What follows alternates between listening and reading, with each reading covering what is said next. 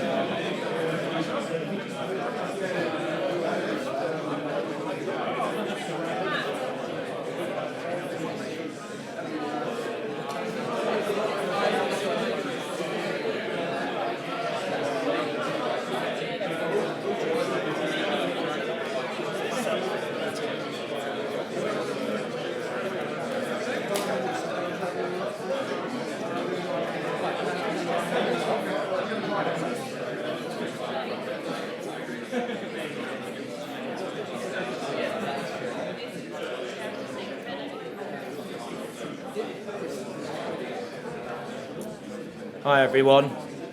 So just a moment, before we start, if you can all review the slides for health and safety purposes before we begin, that'd be great. Introduce the speakers in just a moment.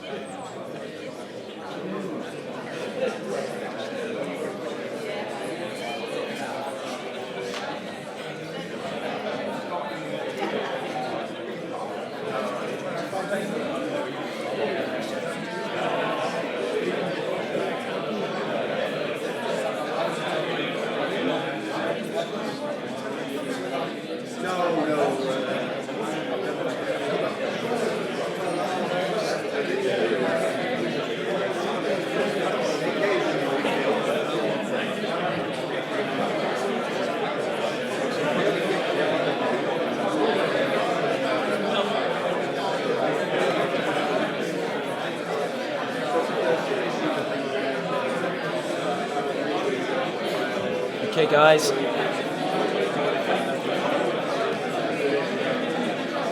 Simon. Okay, everyone. We're going to start now. Okay. Thank you all for coming to the first evening meeting of 2020 for the engineering group. Tonight we've got Charlene, Ting and Ben Gilson of Arup who are going to be presenting on their 3D ground model that they've been developing as part of Crossrail 2. So it should be a really interesting talk, which is why we've got so many people here tonight, so thanks for all coming.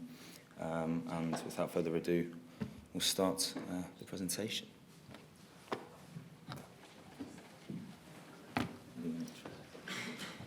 Hi, I'm neither Ben nor Charlene. I'm Mike Black from Crossrail 2. I'm the geotechnical lead on the project. And Ben and Charlene kindly asked me if I'd like to introduce the talk tonight and give you a little bit of background to the project and a bit of understanding of what it is. I'm sure many of you will know it. It's been around for quite a long time. So I'll talk about the history of the project a little bit first of all. It's been around for a long time, 76 years. It was first talked about in 1944 as part of the Greater London Plan. And it's been in every iteration of the London travel strategy model and stuff ever since.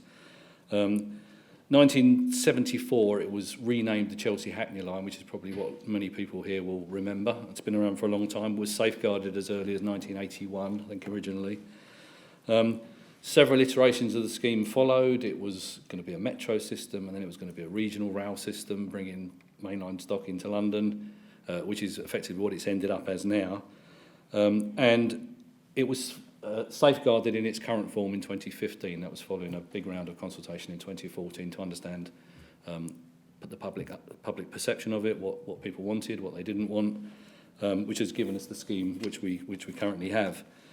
In terms of benefits, it's got a very, very big cost-benefit ratio. It's very positive, and the benefits are very similar to Crossrail Line 1, the Elizabeth line, as it will be when it opens.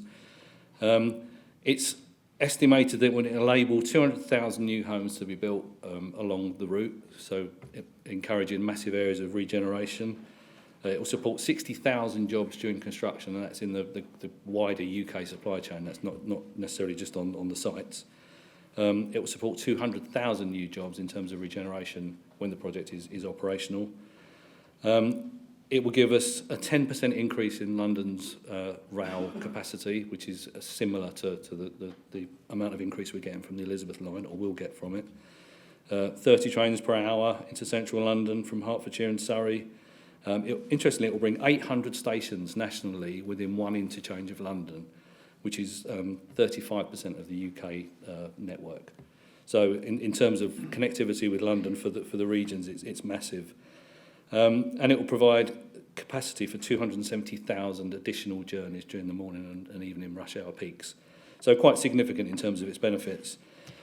Next steps, we've got another round of safeguarding which we will be undertaking later in this year. And following that, that goes hand in hand with a period of consultation. Following that, we will then begin the process of applying for powers. So it's likely to be a hybrid bill, the same as the Crossrail 1 scheme was, but that's not been necessarily determined yet. Then, hand in hand with that, there'll be scheme development work and sort of an increase in the design detail. Ground investigations, hopefully, it's something I'm harping on about all the time, with the estimated start in construction sometime later in the 2020s. About a 10-year construction period, so it should open 2030s. It's unbelievable how the gestation and the length of time we talk about with these projects. All of these details came from the Crossrail website, so if you want to learn more, please go to crossrail2.co.uk. It's verbatim, pretty much. So without further ado, I'll quickly go through the agenda. So I've done the overview. We'll talk about, Ben will come up and then talk about the importance of developing the project stratigraphic model, a little bit about the London Basin, geology, kind of the area within which the project will be constructed. There'll be a little bit then about the ground modelling methodology and the process that's been followed, how geological uncertainty is covered within that, given the scarcity of the project-specific information. There'll be some case studies from within that work, and it will follow up with some conclusions and discussion. So I shall pass over to Ben next. Yeah.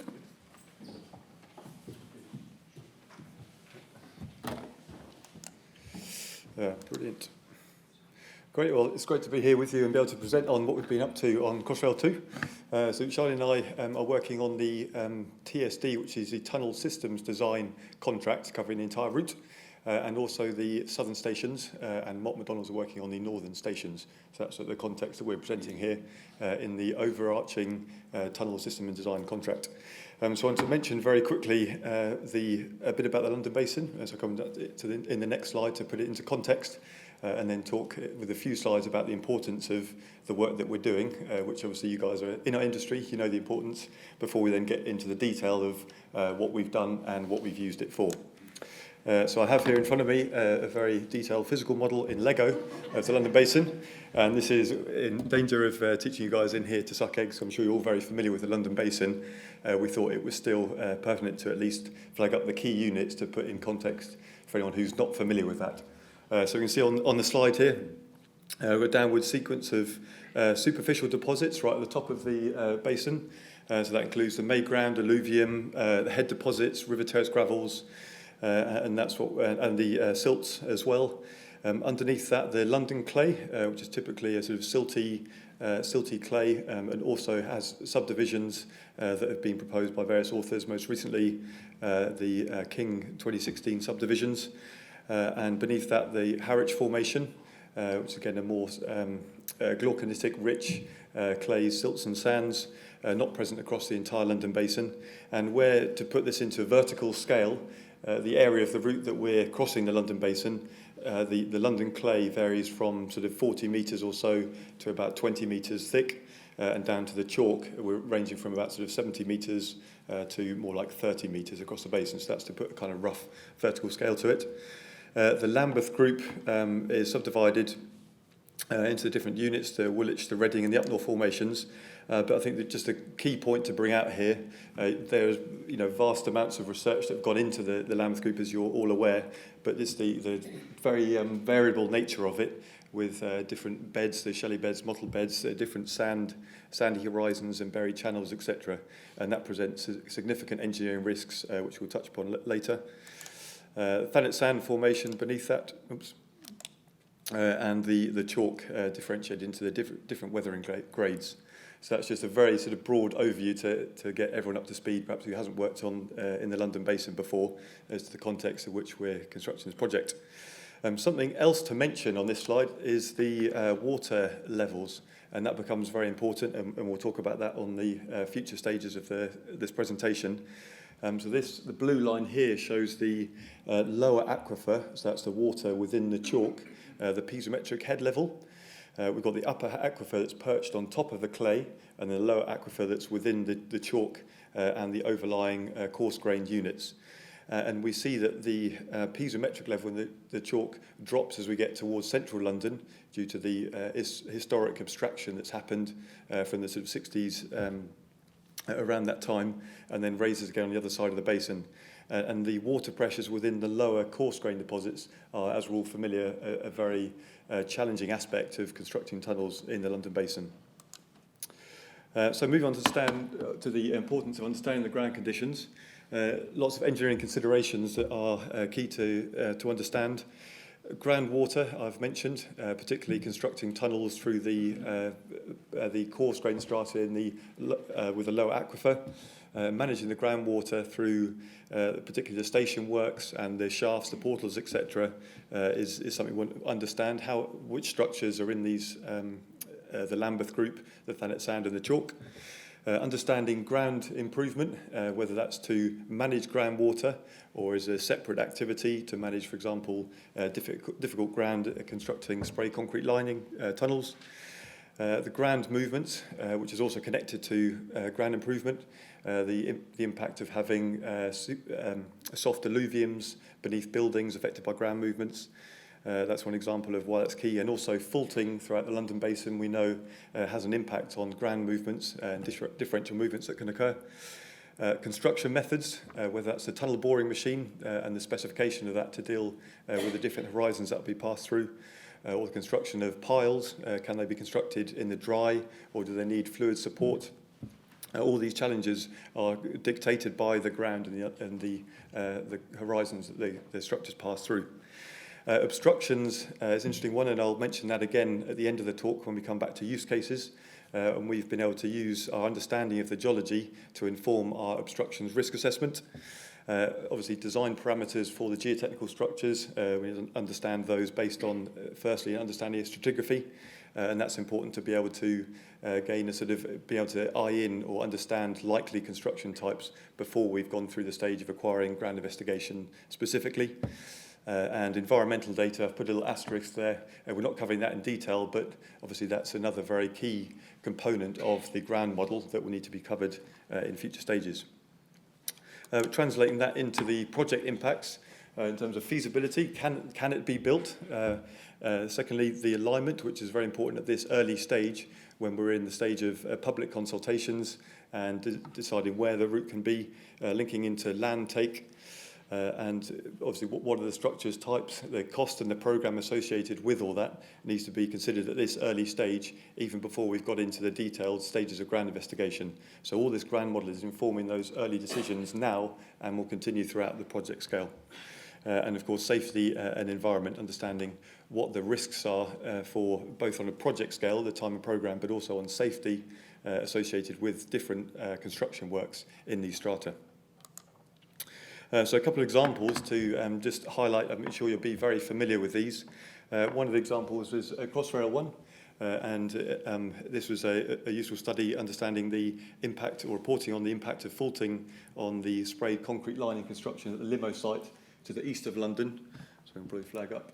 So we're Canary Wharf here, and this is just to the east of Canary Wharf. And what was encountered, there was a known fault. A ground investigation was undertaken to investigate that so that the construction rates and appropriate safety measures could be put in place for the construction of the spray concrete lining. And what was seen, having known about that fault and then appreciating that for the construction work, was a reduced strength of the London clay. So that was marked compared to the boreholes and the geotechnical testing that was done around the site that these structures had to be designed for. But also in terms of safety, the unravelling and the blocky nature of the face of the spray concrete lined tunnels resulted in a safety hazard and construction impacts that need to be considered.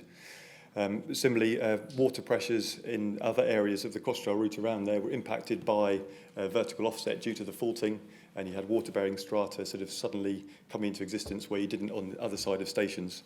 So this is just one example of how, even at an early stage, the understanding these geohazards and the stratigraphy informs then future ground investigation and construction. Also around this site, often associated with the presence of faulting, were the locations of some drift-filled hollows shown in the green circles here.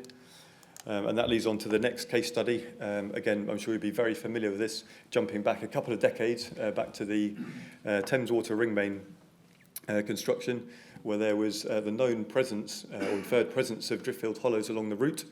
Two of those, the Witton and the Brockwell Park drift-filled hollows, were identified, and the alignment could be adjusted at an early stage to avoid those so that they were de-risked.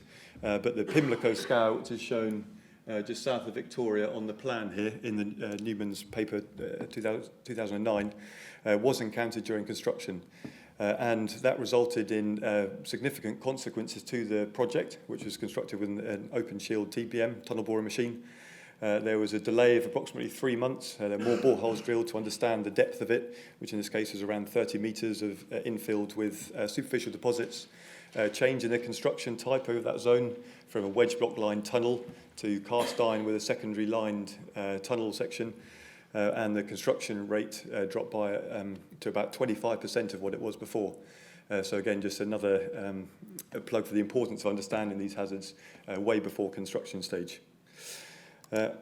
Brilliant. So now I'm going to hand over to Charlene, but I did want to mention as well before here, we're really grateful to be able to present at this early stage in the project when there's still, as Mike said, ongoing safeguarding and political sensitivity to the scheme. So it's brilliant that we can hear, and grateful to TfL for supporting us in doing this.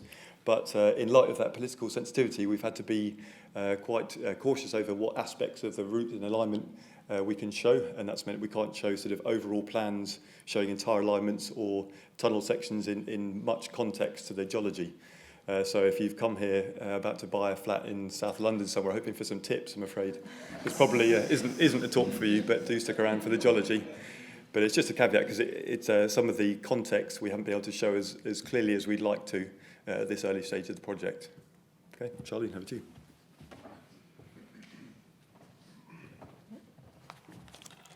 Thank you, Ben. So I will be taking you through how we modelled, carried out the ground modelling. So, that button, good. So I'll talk about the inputs in a bit more detail in the next slide, but this is just to show that we had a range of inputs and used a combination of different digital tools, as well as a sound understanding of geology and how geology works, and combine that to refine the baseline model, which we'll talk about later. Ben will afterwards talk about the outputs and how we've used them in the project. So in terms of the inputs, we had started with the BGS's regional model of London, which is a 1 in 50,000 scale. This we thought was the best representation of the current understanding of London geology at the time. This gave us a head start. We had a 40-kilometre route to model, so it was really useful having that as a starting point, as our baseline. We also then compiled about over 1,200 boreholes so far, most of them publicly accessible from the BGS GeoIndex. A couple of them have been shared through permission from our clients, as well as from TfL and Thames Tideway for the project. And notice that we only had 3 Crossrail 2 boreholes, project-specific wise, but there was a lot we could do with other sources of information, for example, the London Underground tunnel excavation records, latest research papers. We also had access to higher resolution LiDAR data as well, which we then plugged into the project. So just an introduction on the British Geological Survey's model. This covered a wide area. It was London and Thames Valley, and they carried out a lot of work in terms of modelling it at a 1 in 50,000 scale, but we had to consider how we were able to modify it to suit our project needs. So, for example, the topography was modelled using a digital terrain model that was 100-metre resolution, whereas we now had access to 1-metre resolution data, which is more detailed, and also the BGS modelled it in a different software where the cross-sections were drawn at 1 to 2 kilometre spacing. But when we consider the length of a platform, say, would be a 200-metre distance, this was probably a bit too sparse data coverage for our purposes. So we then remodeled it using Leapfrog Works and chose to do it to a 25-metre resolution instead. We also had to maximise the time we spent refining the model, so we chose a couple of priority locations as well, which I'll talk about in a bit. So this is what the BGS this is what the BGS model looks like in CAD format viewed in ArcGIS. The black lines are the tin surface in GIS. So tin is the triangulated irregular network. We extracted the vertices of these black lines to form the control points that we then imported to Leapfrog. So the first step in our modelling methodology was to check how the baseline model compared with our existing borehole dataset. Secondly, we had to prioritise locations to focus our refining work. So these locations were chosen, can't say where, but they were based on where the proposed structures were, borehole records and the availability of them, as well as how they fitted with the BGS model, and also the potential locations of geohazards such as the driftwood hollows that Ben was talking about earlier on. And at this early stage of the project, we had to agree an appropriate level of detail of what we were supposed to model. So we chose a very simplified chalk, standard formation, Lambeth group, Lund clay, superficials. Obviously, a lot more detail, as Ben's slide previously shown, but this is what we agreed for this early stage. We then carried out this process of checking the input data against the baseline model using other sources of geological information, and this was where we spent most of our time. So the key point in this flowchart is actually that arrow there. So the refining process was very much an iterative process. We had the control points from the BGS, which we then added to or modified or removed from in our reviews of the priority locations. This is where Leapfrog Works was particularly handy for us because we were able to refresh our geological surfaces after each change, trial it out, and to see if the modification worked or not, or if it flagged up further inconsistencies. And during this process, we maintained a rigorous change log to document every single point that we altered from the baseline model, so that everything's recorded. We felt that quality control was important to track the changes we had made to the baseline model. And just an aside about why Leapfrog was so handy, as I talked about previously. On the left is an image of linear interpolation where you just literally join the dots. This can be oversimplified in a way because the lines in between, say these borehole logs, are unlikely to represent natural undulations in the ground. There are also other methods, delving into geostatistics now, where you would use what we call implicit modelling, and you would get a more smoothed out version of geological surfaces in between boreholes. Kriging was another tool that was available to us at the time, but it also required a thorough understanding of geostatistics, and it also was time-consuming. Leapfrog gave us a quick and easy solution with their fast radio basis functions, and it helped us with being able to go through this iterative refinement process. But for our own interest in insurance, we carried out a comparison of the results using different interpolation methods, and there was generally a good agreement, typically up to 5 meters of difference between the geological surfaces, which could be significant at particular locations. But also, when you think about it, London's relatively consistent geology might not be too sensitive to different interpolation methods. But we're going to have a further review once we get more data to validate our models. So moving on to some pretty pictures. This is good to show how the refining process works. This is a very excellent artistic sketch, very schematic, of how we corrected the discrepancy between the BGS's initial 100-meter resolution digital terrain model and having our more detailed one. So bear with me, this will make sense in a bit. We have some fake boreholes, but imagine these are ones that were previously not available to the BGS models. These surfaces don't quite match up to what we currently have as a more detailed ground level. And this surface of the London clay also assumes a coarser resolution topography. So we imported these surfaces into Leapfrog. These then immediately fitted to the existing ground level, but the surface of the London clay still doesn't quite match up with these additional boreholes that we've brought in. So there was a whole process of going through to fit not just the data to the boreholes, but also to see whether the surfaces would make sense geologically in between what we have known data, where we have known data. So this is the Thames River. This green surface is actually the bathymetry, which is the riverbed level. And these surfaces are top of London clay, top of Lambeth, top of the Thanet, and top of chalk. If we focus on where I've drawn a circle, you'll see that it's quite wholly like Swiss cheese. It doesn't quite match up with the borehole logs. This is because the BGS were using a coarser resolution, and there was a bit of a mismatch. So in this process, we reviewed all of the other boreholes that we we compiled, including the ones we received from Thames Tideway.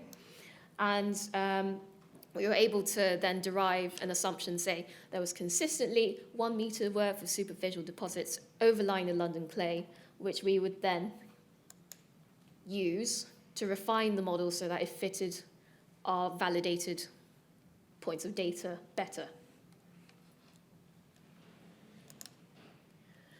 And having over 1,200 boreholes ranging from the late 19th century over to present day meant that we had a varying range of quality in our borehole logs. So these could range from Victorians. To be fair, they were only looking for water, so most of their logs would be to the top of chalk. They were only interested in that. Whereas, for example, these cluster boreholes we have in 2017, they were more detailed, they were logged in present-day nomenclature, and there was a process of trying to link historical descriptions of geology with what we're currently familiar with. So there was also a consideration that Ben and I spent a lot of time trying to work out whether or not to trust a particular historical borehole log. It could be that it was purely inaccurate because of human error. There could just be no information at ground level. It was never recorded. And in this case, after comparing a group of boreholes here with the ones over here, we noticed that there was this borehole in the middle that was anomalous. And for this example, we chose to exclude it from our ground modelling surface, but we left that borehole stick in our model anyway to highlight the fact that there is areas of uncertainty, and if there was a proposed structure to be built there, it would then highlight the need for further investigation at that particular location. This slide is just to show that sometimes we would be quite tempted to get carried away with our refinements, but sometimes we do have to draw the line. So you can see there are some false anomalies, these lumpy bits, some distance away from a station. And in some cases, we just have to acknowledge that these exist, and they would need smoothing out in the future with further detailed review, but we had to limit ourselves to areas that would add value to the project. And the vertical georeferencing function Leapfrog was really helpful in allowing us to be able to view multiple sources of geological information in one place in 3D, and particularly where this station was located. They're very sparse borehole sticks, and we fitted a historical tunnel face excavation record in 3D to it, which then we used to fit the London Clay Lambeth Group boundary and see if it matched up with the borehole logs. But also, it flagged up an interesting geological feature here. There could be a fold where this bulge in green sand occurs. And with that kind of highlighting this uncertainty, and also the geology of London is not as simple as one might think, is actually really helpful and quite valuable to the project in identifying ground risks. And so, leading on from that, let's talk about geohazards and how the challenges we faced in kind of modelling these things. I'll focus firstly on faults. So the challenge here was, how do we model the Wimbledon fault with limited information?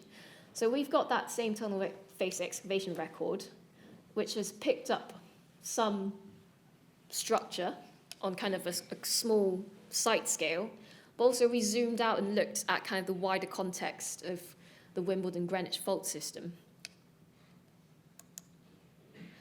We looked at some previous projects, such as the Effra Storm relief sewer. This ground investigation actually found that the London Clay level, the Lambeth Group level, was significantly higher in this borehole, and potentially there's a fault right in between those two boreholes. This gave us an indication that the vertical displacement could be over 50 metres or so. And then we went back to Tim Newman's paper as well for the Thames Water Ring Main. And from here, we could see that typically the faulting in London was composed of several smaller faults in a wider faulted zone that could be several hundred metres wide. He also picked up a potential fault here, a potential location of the Wimbledon fault here, but he also pointed out in his paper that the ground investigation was not deep enough to actually prove what it looks like in this area. But it's quite interesting to see what the nature of faulting would be like. We then delved a bit deeper and went to the local council and found some interesting archive records of a previous ground investigation. This was Wimbledon Magistrates Court, which was investigated in the 1980s. And something really interesting here was that in this plot of undrained shear strength against elevation, they found that there was a softened zone in one borehole to around 8 metres depth. That sample of undisturbed London clay was found to be softer, weaker, more heavily and closely fissured than the other undisturbed samples taken from the other boreholes in this particular investigation. So does that mean we found the Wimbledon fault? This is actually the first project that we've reviewed that has a strong hint that the fault might be here. So we then plotted these and found that in 2D, there was that fault that we picked up from the Wimbledon Magistrates Court GI. There was the fault from the BGS mapping, and there was also the fault that was provided to us as a stratigraphic offset in our baseline model. So there were 3 potential locations, and we had to choose which one we would consider most likely, and in the end, we went with the one that was most conservative, and also possibly the only one that's been verified in the field. But it's highlighted the need for further investigation in this area as a priority to actually find out if this record from the 1980s is reliable, is it accurate, can we find out more information closer in recent years. So yeah, that's how we've chosen to model the Wimbledon fault for now. We know that there's going to be probably X number of smaller faults in this area. We've chosen to make it kind of an intermediate block in between for now, but it's subject to review. We've seen in some historical records from the BGS, there's this borehole here and this borehole here, there's significant strata offset. This distance is several hundred metres wide. And then there's also that little borehole from the Magistrates Court, which actually isn't very deep. So could there be more lines that we could draw in between here? It's quite interesting. And just another note on the nature of faulting in London is an emerging area of interest. I know there's a couple in the audience who are doing some research on this. And this is in UCL Hospital near Euston, where during basement excavation, they encountered the Lambeth Group about 9 metres higher than they thought they would.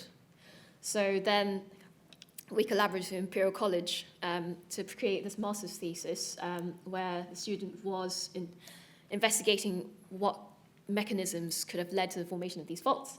And the one that we think is most likely is potentially an expression of positive flower structure, which is probably what we're seeing here in our model. So not quite as simple as many people think. And then moving on to Driftwood Hollows that Ben mentioned earlier.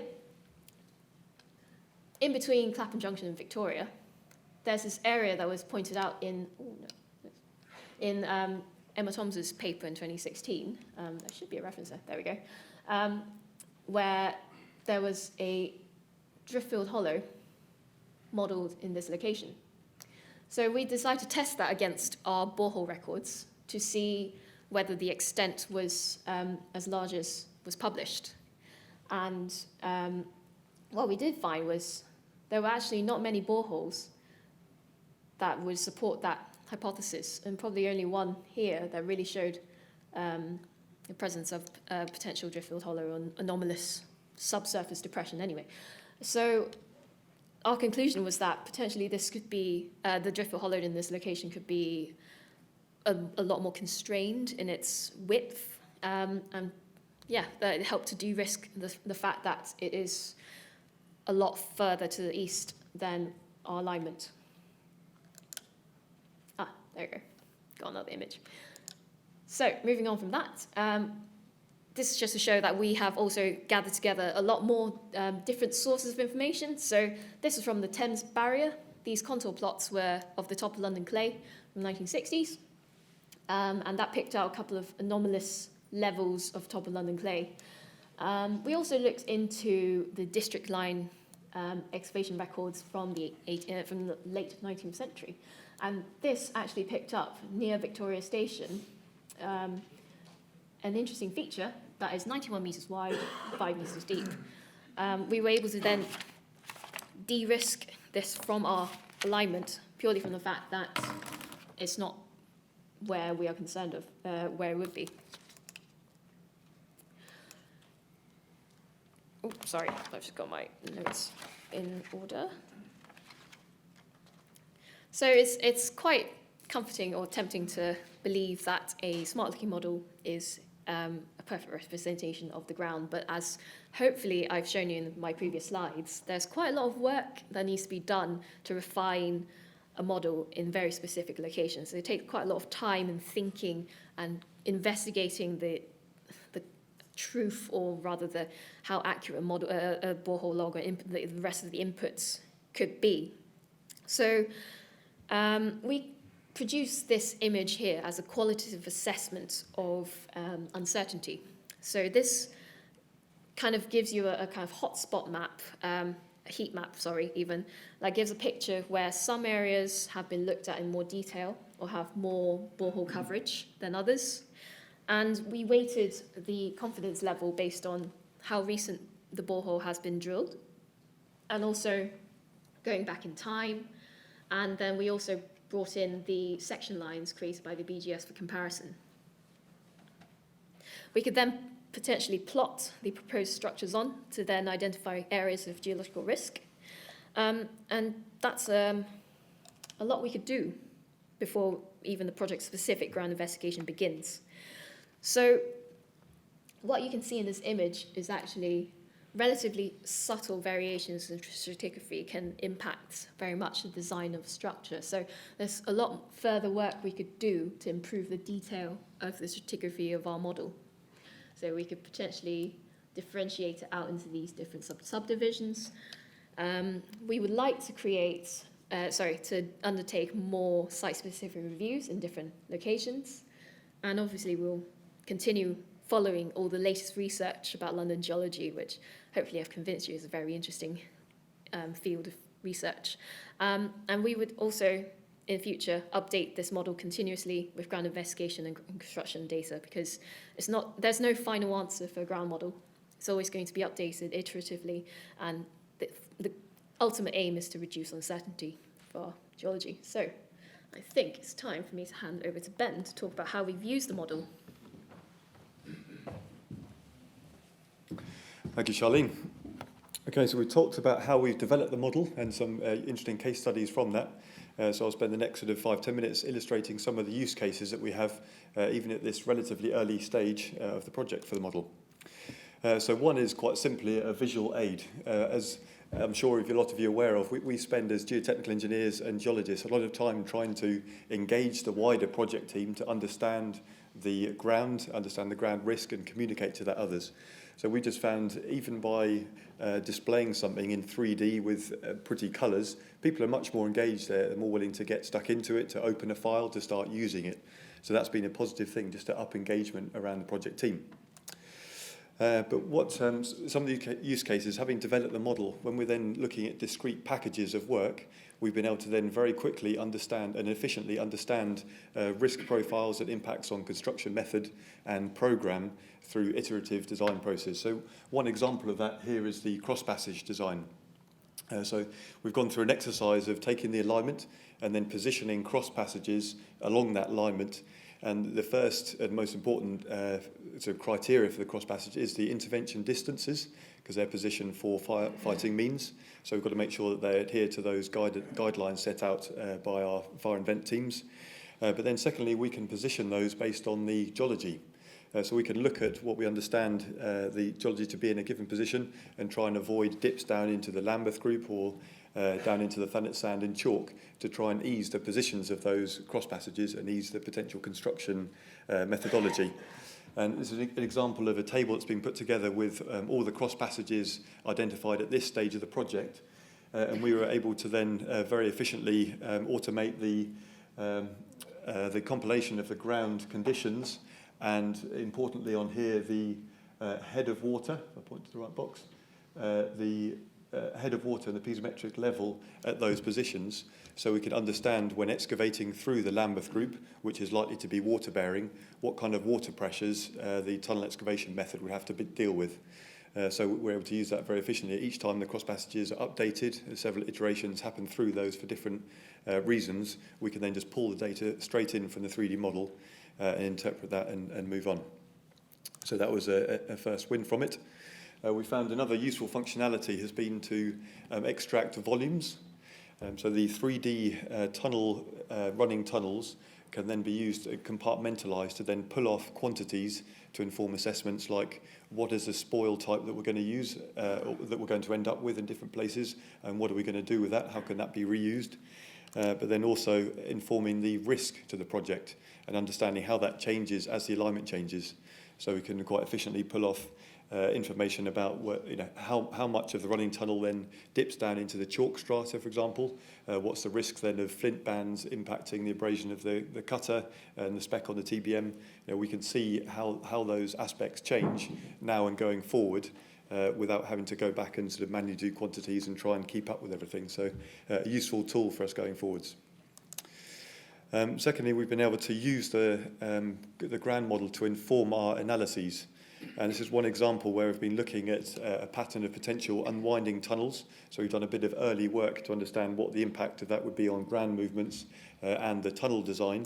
But by setting up a series of analyses to look at different use cases to identify which is the worst case, we've been able to then use the 3D surfaces produced to import those directly in and inform the analysis as things are updated. So that saved us a lot of time and effort of manually going in and drawing meshes and things. So another use case of the model is to be able to more efficiently do early design optioneering at this stage.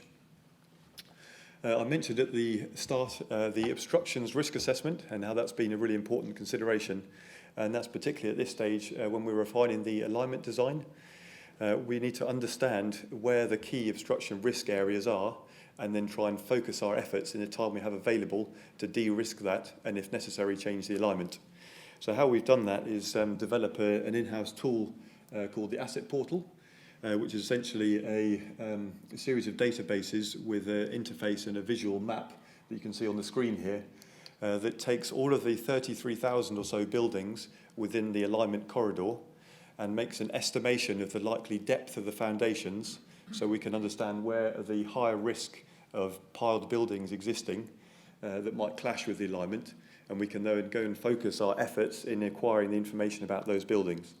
So we've used information including the height of the building, the age of the building, and also the base of the London clay to estimate what the likely foundation type is, whether they're London clay piles or potentially deeper thanet sand piles, or if it's so old that that's unlikely and it's more likely to be a shallow footing with a basement, to then inform these assessments of the depths of the polygons here, so we can really prioritise where we de-risk. So that's been another big win for the project, using the 3D surfaces that we provided to inform this assessment.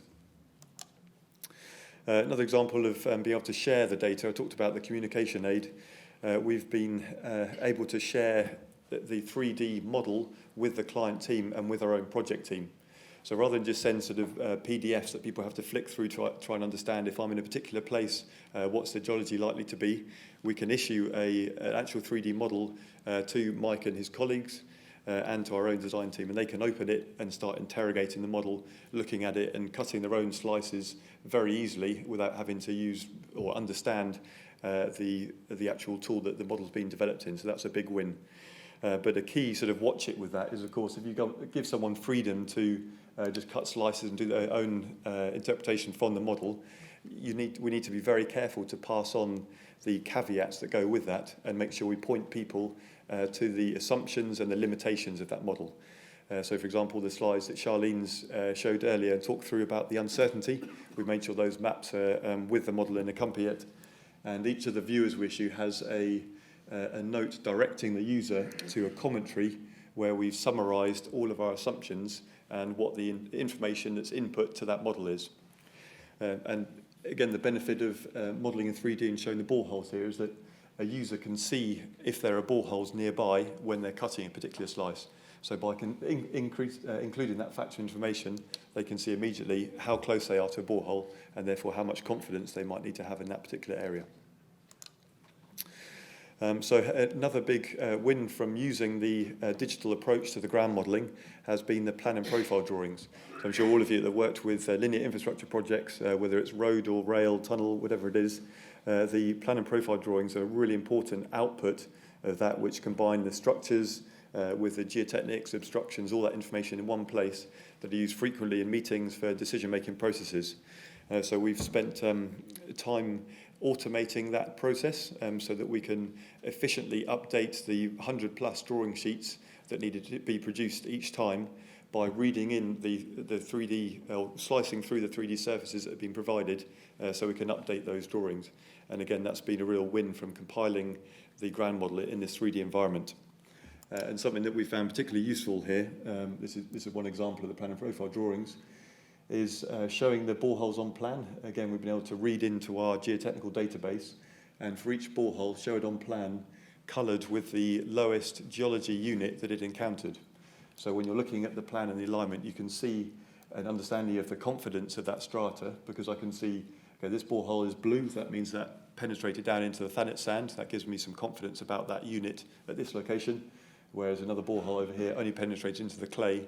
So although it's shown near to the alignment at that point, I have less confidence about the base of the London clay from that particular borehole. So that's the sort of overview of the use cases that we've developed so far from the model. And as I mentioned, it's informed into risk assessments and pulling together ground risks to inform the cost and the programme going forward. So I'll touch now on some conclusions and wider discussion points, and then we'll open up the floor to questions and discussion. So some conclusions that are project specific. Firstly, we've really seen the value of the 3D ground model for the London Basin that the BGS have provided. That's put us in a fantastic point to start with for a project of this size, compared to having to start with nothing and compile all our records and then start developing a 3D model. So we want to emphasise the value of using that data there, and I think all major projects like this that are within the area of a 3D BGS model should be looking to acquire that data as a first pass starting point. We've also seen the real value of the digital information that the BGS are collating, so providing their boreholes as AGS data format, so we can import those directly into the model. A lot of cleansing and making sure that we understand the difference in the geological formations that have been described there, but still gave us a real head start compared to having to manually type in boreholes or put those in another way. We've also seen the value of the desk studies. both in terms of providing or highlighting geohazards and risk areas of where we need to focus our efforts more. But also we've seen the value of the approach of taking the desk study information, georeferencing it and incorporating it into the model itself, whether in 2D or 3D, so that we can start plotting it up and directly using that data spatially rather than just have that inform our understanding more broadly. We've seen the value of using the combination of digital tools. So it's a whole process that's been described there with multiple different tools. And we've seen how by incorporating that in a 3D digital environment, we've been able to then use that to inform other parts and processes along the project. So we want to move away from just producing or keeping things in 2D or in PDF, for example, and actually open that up to be able to use as a resource for other parts of the project. But with that comes the warning and the danger that the more you get into sort of automated processes and 3D and digital, you could then be tempted to move away from having the checks to input geological understanding and judgment. So we've been very careful to make sure that we're not getting ahead ourselves of pressing a button and letting a black box do something, but we're making sure we review it in detail, understand what we're seeing, does that fit with our conceptual understanding of this particular part of the London Basin, and then reviewing and changing things if that's not the case. We've been able to communicate the 3D model as I've described to the project team, and we've heard both from our internal teams within Arup and the sub-consultants, and also within TfL, within Mike's team, that they've seen an uptake in the number of people that are able to open the model and engage with it, because it's displayed in a more interesting and interactive way that people can engage with and appreciate. So that's a win for us in terms of sharing the data and getting the wider team buy-in to geology and ground conditions. Charlene touched on the efforts that we're making to make sure that the quality control is maintained throughout the project. Again, this goes back to this sort of black box and the confidence in the project. We want to really make sure that we're open and transparent with the process that we've adopted. So if someone in 5-10 years' time down the project comes in and is looking at a particular part of the model, they need to be able to understand what are the decisions, what's changed, where was the interpretation that they're seeing developed from. And by recording all of those decisions and changes, we're able to provide that in a very transparent process to be taken forward into the project. And I've mentioned the value of the digital approach, and we've started to see how that can benefit some of the processes and the design that we're doing at the moment. But the real values that will be gained from that, will be in the future design stages, where we're able to, for example, automate retaining wall design when we can input stratigraphy and parameters, when we're able to combine not just stratigraphy, but also the geotechnical parameters in a 3D ground model. I think we're looking forward to getting into that stage where we can really take this forward and see a lot more value from a digital 3D approach. Looking more widely then, the value of the BGS repository is only as good as the data that's input to it. So that's with us as an industry to make sure that we're providing data as much as we possibly can to add to the repository that's already been provided, so that we can then benefit from it. And initiatives such as the I3P Spark initiative, Dig to Share, have been developed to try and help that and engage with the industry and increase the uptake of data being provided into that. Sharing interpretation. So I think historically factual data has been shared very well, particularly outside of a project, and the interpreted data is very limited in how we share that as an industry. And there are a lot of good reasons as to why that's the case. Liability, intellectual property comes into being, and I think we're familiar with seeing things like the example here from Crossrail 1, Angelos, who's also been on our Crossrail 2 team, which is great to have him on the team. This was the Farringdon 3D model, Farringdon Station 3D model that was developed. So we see interpretations shared in a PDF paper, which is very useful, and it does inform our understanding. But the question here, wider for the industry, and something we've been talking with the BGS with, is how can we advance that to be then sharing our digital 3D interpretations of geology to then feed that back into inform other projects. So very difficult, a lot of question marks and challenges to overcome, but it's something that we as a community I think should be looking to tackle. We've been encouraged by the sharing of data between public projects. So the BGS is obviously a very open source data sharing platform, but within the public organisation and statutory authorities, there's very good data sharing. So that's a good thing that these project teams are talking to each other and sharing their data. The geohazards and the collation and dissemination of those is, on one hand, there are lots of dispersed sources which are very handy and summarise all the geohazards in the London Basin very nicely. One example, Mike's paper just recently with Ursula from earlier this year was an example of sort of plotting up these different geohazards that have been identified from linear London infrastructure projects, and it's great to have those resources. But I think as an industry, we need to do better to try and collate those in a more centralised repository, which, in my opinion, sits best with a BGS, so that they're available and shareable, and we don't have to go to all these different disparate sources that are compiled with different research topics or sort of academia researching and then publishing different documents. We want to try and bring those together so that we can more quickly access that information to inform projects. The ground model communication, at the moment we're communicating the model we've shown on the slides here as DXF surfaces and in the 3D representation and in a GIS format, which suits very well the needs of the project. But I think we need to move, again, as an industry, to adopting more industry-wide protocols for sharing data. We're very good on the factual data. We've got the AGS format that we're all very used to. It's been around since the 90s and earlier. But in terms of the interpretive side, it's still an emerging theme. So I think we need to familiar ourselves with approaches like the upcoming AGSI, which is the interpretive part of the AGS. That's being worked on actively at the moment as a way to share interpretations between organisations. But also the IFC, which is an industry foundation class. Think of it in the BIM world, it's the sort of equivalent to AGS, but for buildings. So how you'd share in a structured format about a beam or a column or whatever aspect of a building. And that's developing into the infrastructure and the ground aspects as well. So that's something for us to watch out for and seek to communicate our interpretations in a more consistent format. So that's the end of our talk. We're going to finish with some acknowledgements to TfL, to Mike and his team for their support and direction in this. To the Arup project team, a lot of people involved in putting particularly the onward use cases of the model into action. Our subcontractors, particularly Dr. Sowers, I mentioned Angelos and Brian. To the BGS and their team for the discussions that we've had on using the data and asking questions about the model and understanding a bit more behind it. And to the MOTS team on the Facilities Design North.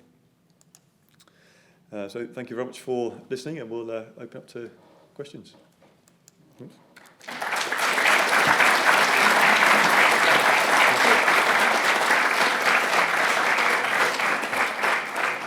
Thanks very much, guys. That was a great presentation to start off the year. So we will now open the floor to any questions we've got. So if you just raise your hand, we'll bring a microphone to you.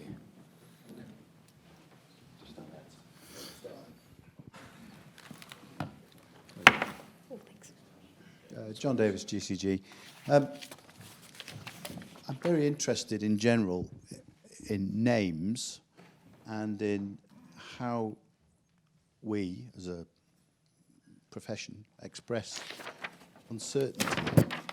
So we are, I think, in a construction point of view, we are the owners, the guardians of uncertainty between data points, and how we express that is, I think, extremely important. So I think it's all fantastic.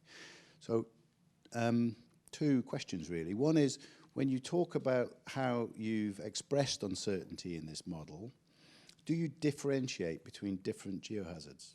Or is it just here be dragons, it's a bit fuzzy here, we're not sure? Mm. So the uncertainty that we expressed at the moment is in terms of the stratigraphy itself.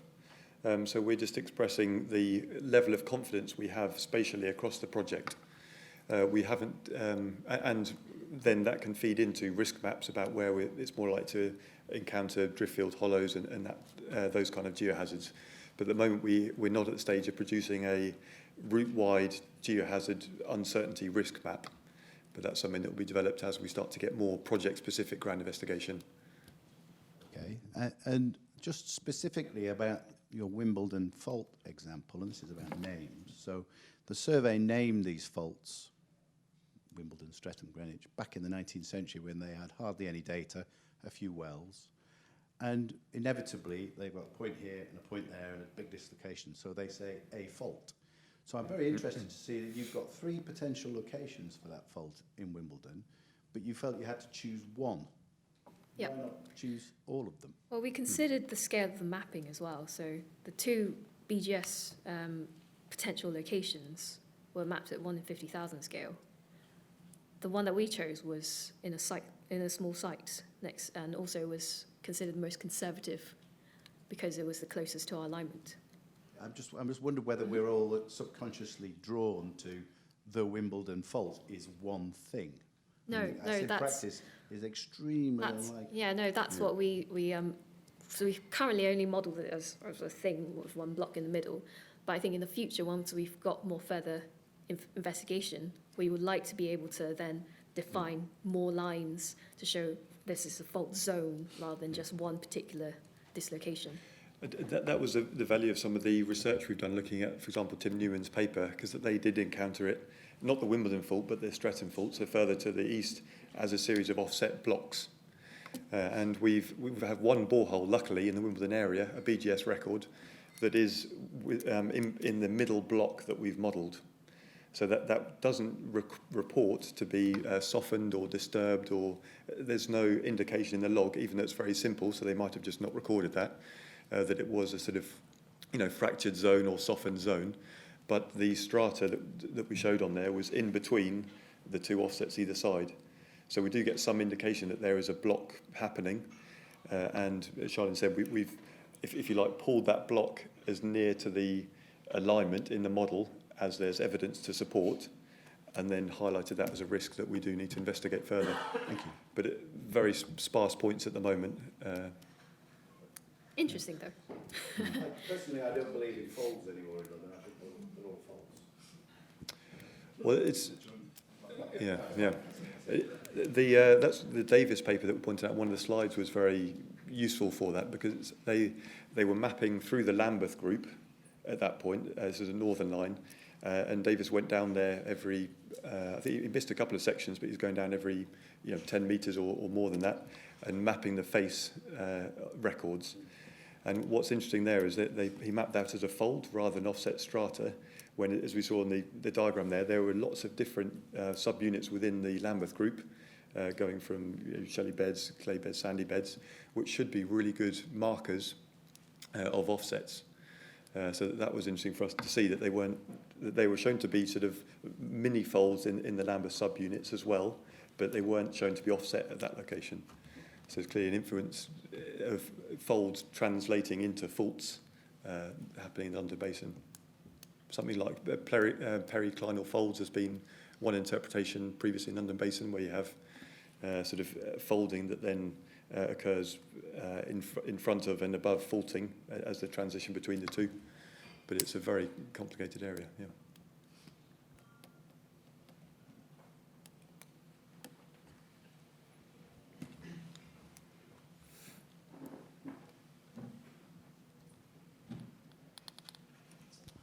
Andrea Gilarduzzi, Arcadis. Very nice presentation, first of all. First of all, one point. You referred to a fault cauliflower fault at the UCL. Just to let you know that that fault was then identified to extend farther north during the construction of UCL Proton Beam Hospital, and passive seismic geophysics was carried out and identified the continuation to Tottenham Court Road and then intersecting the Northern Line. So the model appears to be quite good in that respect. Then a question. You made reference to the building foundation depth assessment. I was wondering whether you can tell us more how it was carried out. I assume you use Esri GIS sort of parametric analysis. That was actually, thank you for the note about the UCL fault.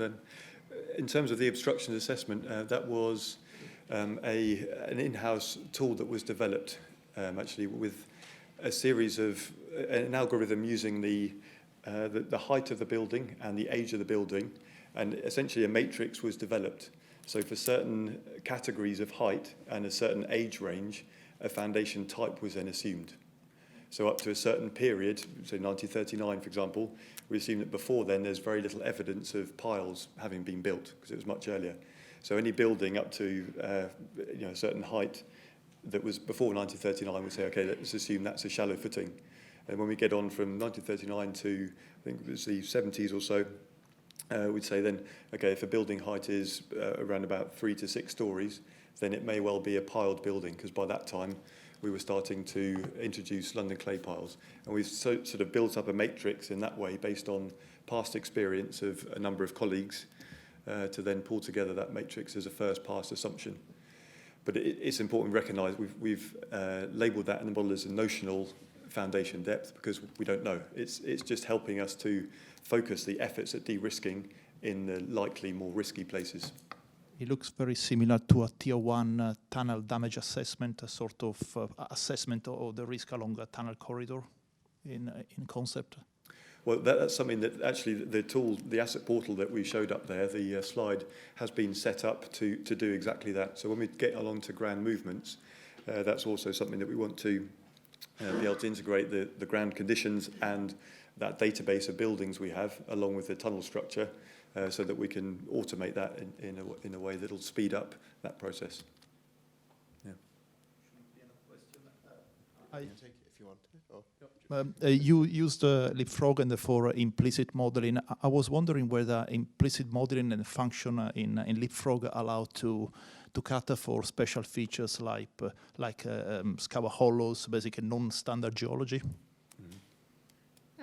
No, so not. It's quite a distinct. You can see it quite in one of our slides. You could see quite distinctly there's change in geology that was we could show in borehole sticks, and it was quite good being able to see that contrast between the borehole sticks and the geological surfaces, and being going right. That doesn't look right. That looks a bit funny. Let's go and have a closer look.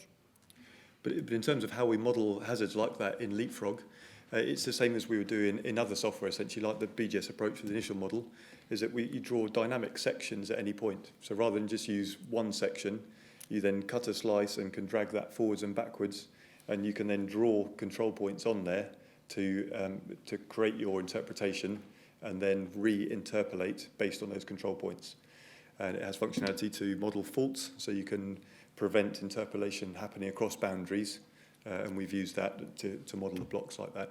So it's more than just the factual control points. You're then adding to that your own conceptual control points until you'll get the surfaces that you're happy matches your conceptual understanding.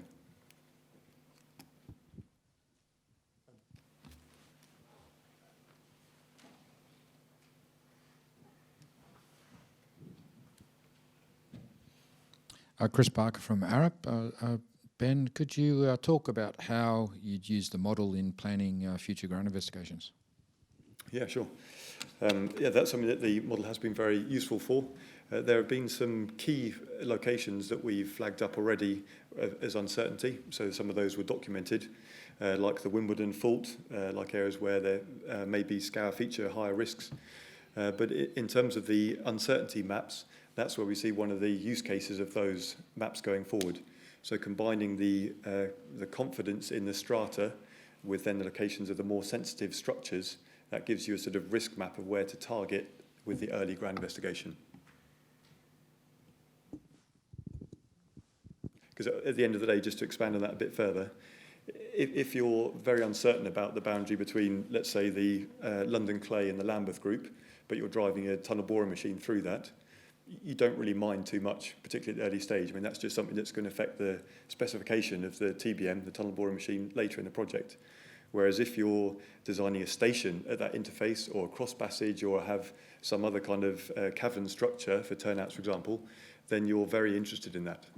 So that the key for us going forward then is to combine that uncertainty with then the sensitivity of the structures, and that gives us our targets for early ground investigation. Hi, Ray Hobbs, consultant. I realise this is difficult to do in an urban environment, but are there any geophysical data which would obviously help with the stratification a great deal? The only geophysical data that I'd be aware of that we could use in terms of surface geophysics would be along the River Thames. So yes, we'd be looking to get hold of data at the point where we're further in the development of the model later in the project, and try and get all that data. But as you say, in an urban environment, surface geophysics is just not feasible.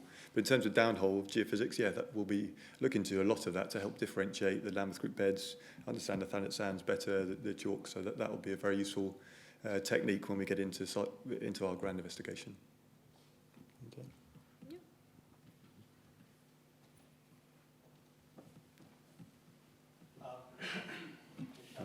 Oh, it's because you need the mic for the recording. Yeah.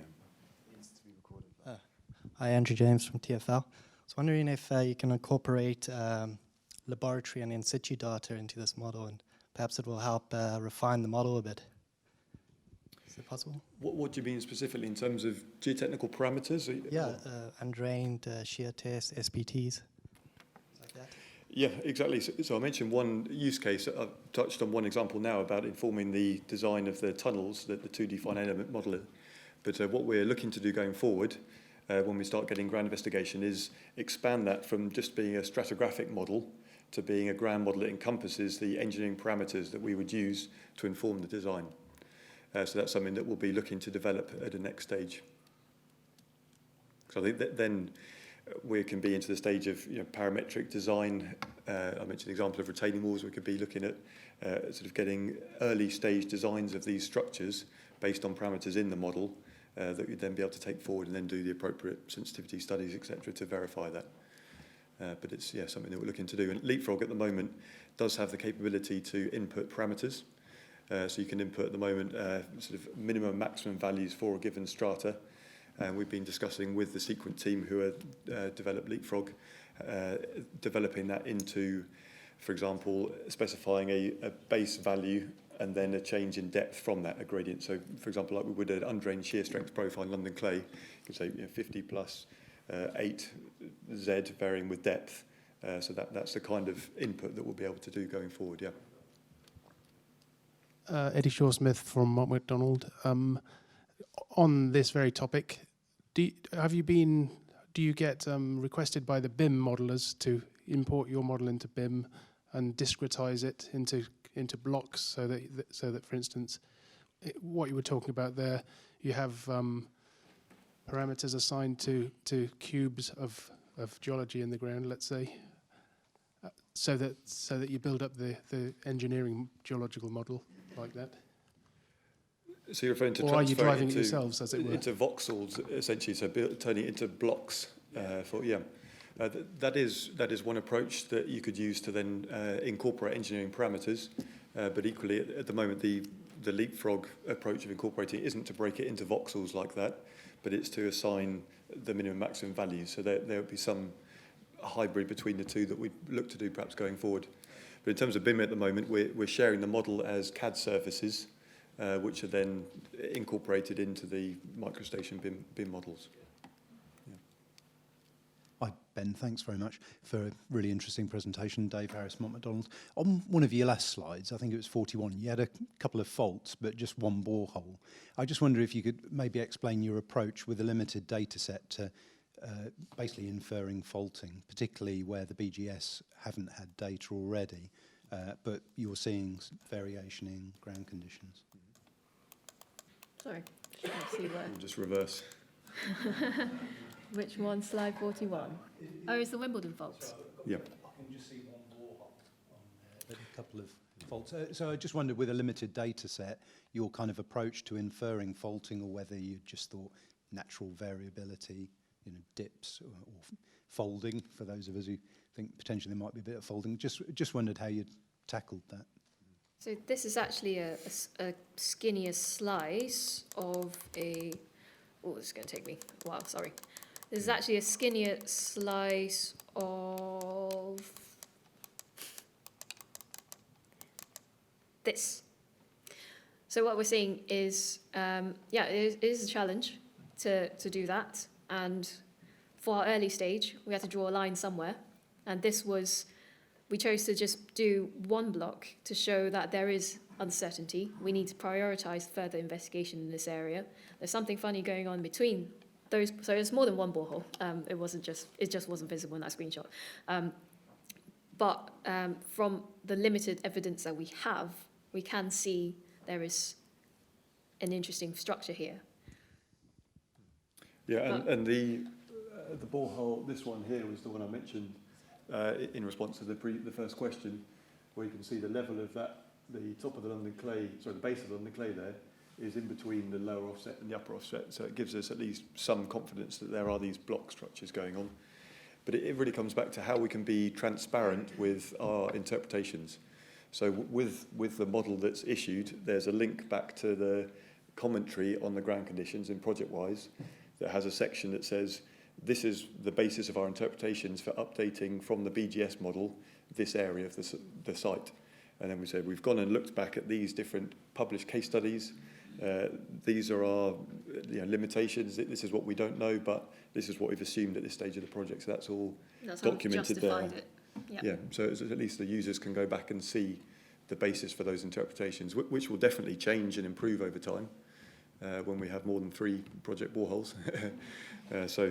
But that's the building block for what we have now. Any more questions?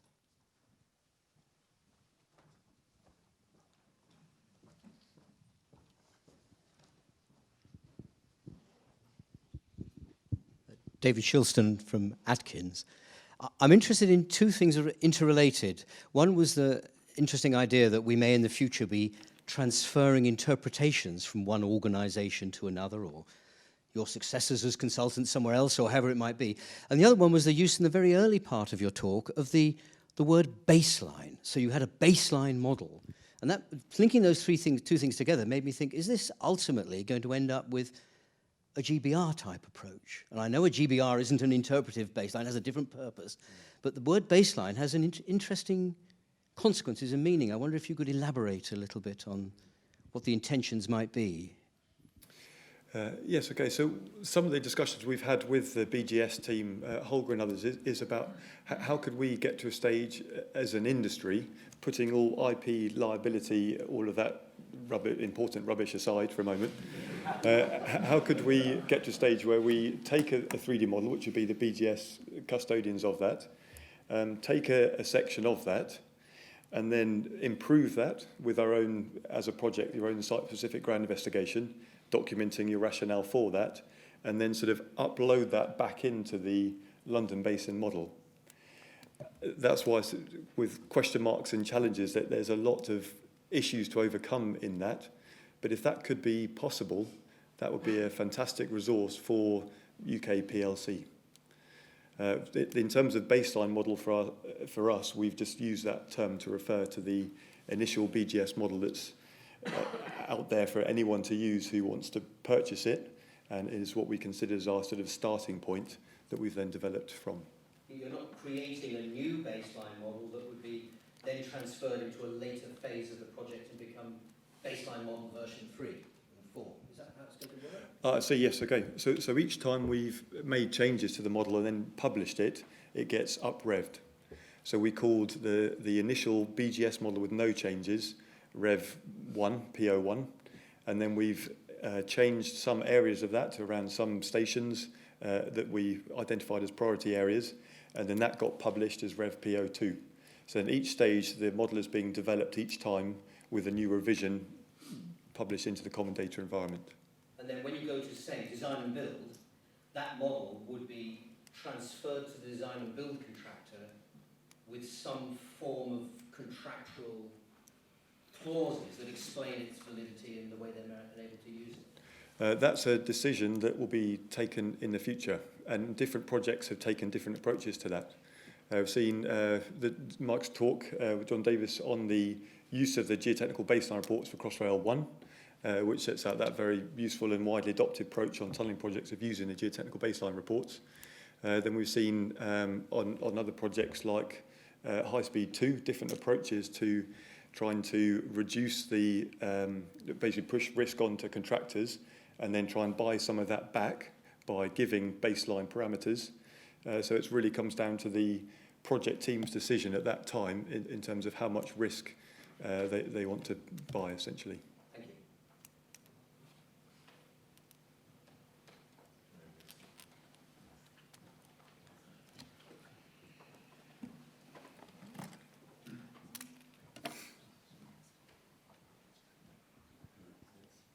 Hello, Steve Fort from Atkins. Again, very, very good presentation. One question, you mentioned groundwater, the importance of groundwater and the effect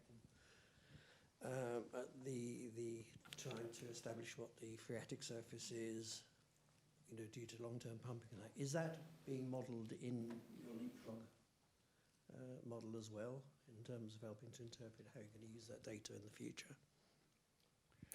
Not at this stage.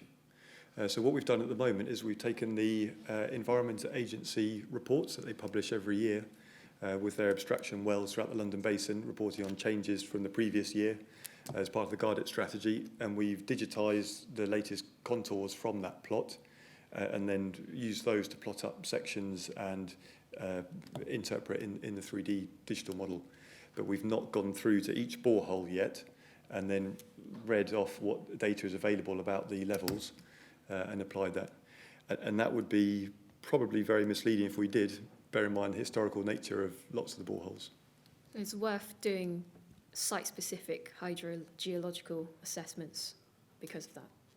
Yeah, but certainly going forward, when we've got site-specific information, that is an important aspect that we'd want to incorporate and model in here. And the tool that we've chosen to use at this stage, Leapfrog, has hydrogeology capability as well that can be used to model groundwater components and contamination plumes, etc. Thank you.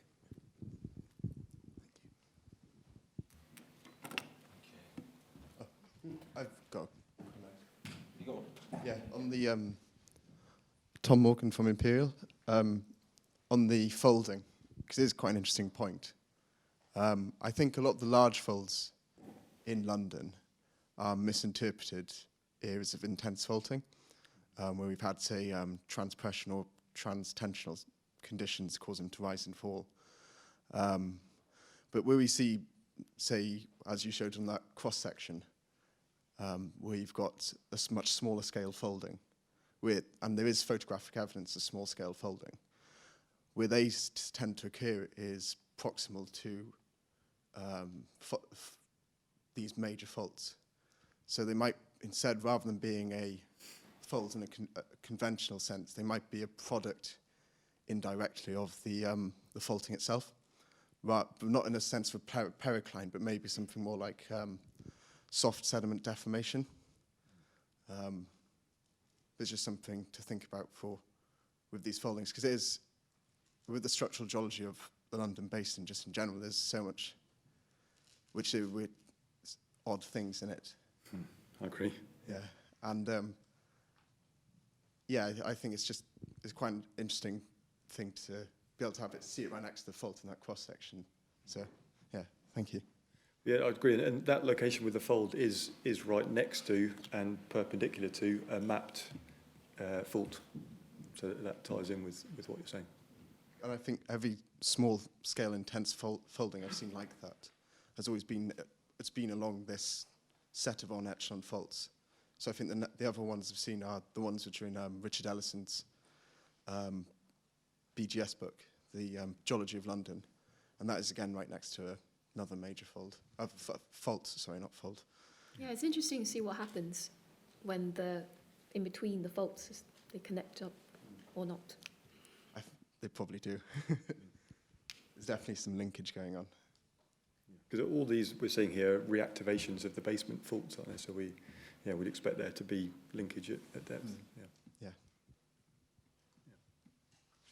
Well, hopefully we'll be able to learn some more through all the ground investigation we can do from this project and get advance the understanding further. Yeah. Thanks very much, guys. And thanks for all your questions as well. We're just going to finish off with a few things in relation to the engineering group. So just a few of the future meetings we've got coming up.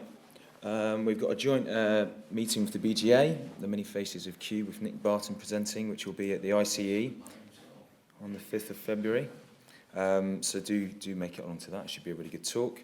On the 4th of March, we've got All We Need is a Fracture Log, so Rory Mortimer's going to be presenting here. That should be a really interesting talk too. And then a really key one that we've been bringing back every year and has been an annual event for us is the Early Careers Evening Meeting. So this is when we get 8 or so early career engineering geologists to come and present at Burlington House on a range of different topics, whether it be a project they're working on or their experiences since graduating. So it's just an opportunity for them to come and present and have no pressure in terms of Q&A from anyone that's here to watch. The application process is still open, so I'll go through the dates for that. I think it's at the end of this month. We're still waiting for applications, so it'd be good if anyone could get an application in. And then finally, we've got the annual conference, which we've been bringing back the last few years. It's been really successful in Cambridge, and that's on the role of engineering geologists in the climate change challenge. So you'll see more of us promoting that in the next few weeks, asking for papers and also for sponsorship as well. So in terms of the early careers evening meeting, we're just still looking for applicants. So like I said, it's presenting a 10-minute talk on their experience since graduating. Applicants must be a fellow of the Geological Society with a maximum of 5 years postgraduate experience. The deadline for receiving applications, like I said, is the end of this month. So if you can submit a CV and a short abstract page size, it doesn't have to be just text, it can be figures as well. And that will be to me, tomhall@motmac.com. And then, like I said, if you can all get this in your diary, it should be a really interesting annual conference, the role of the engineering geologist in climate change challenge, and any sponsorship that you would like to be part of or contribute to helping to put on the event. We always do need money to help make these things happen, so if you can get in contact with me too, we can talk about what opportunities there are. So thanks for all coming, and we'll see you hopefully in February for the BGA talk, and now we'll just go through a few casual drinks in the lower library if you guys are keen. Okay, thanks.